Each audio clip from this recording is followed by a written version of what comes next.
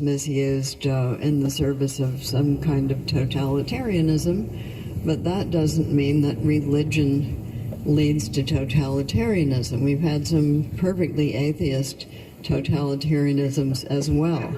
So the common feature is totalitarianism, that's all.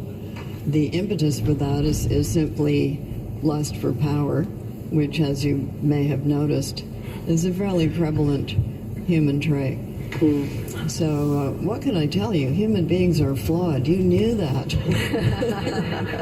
And in some cultures, religion is used. You've seen a big example of it in Pakistan just now. And let us not forget that the United States did not begin as a democracy. It began as a 17th century Puritan theocracy. And yes, they did hang Quakers. I can say that because these are my people. So it's not a question of religion or not religion. And I think every religion has got a personal, helpful, encouraging side to it, or else people wouldn't be in that religion. But then sometimes people get hold of that and use it for their own purposes. Sometimes, what am I saying? Quite frequently, over the centuries, that has happened. So, we're talking about climate and having grown up in the woods, I was curious about what kind of relationship you have with the earth. Okay.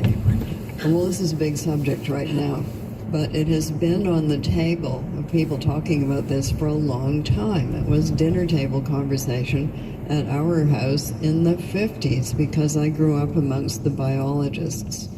And the biologists have always known that in the biological sphere, everything is connected.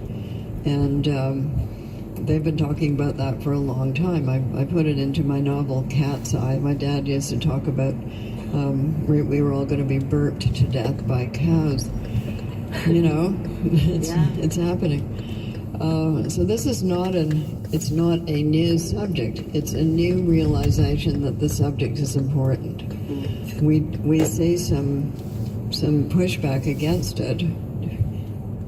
Surely not in the province of Ontario.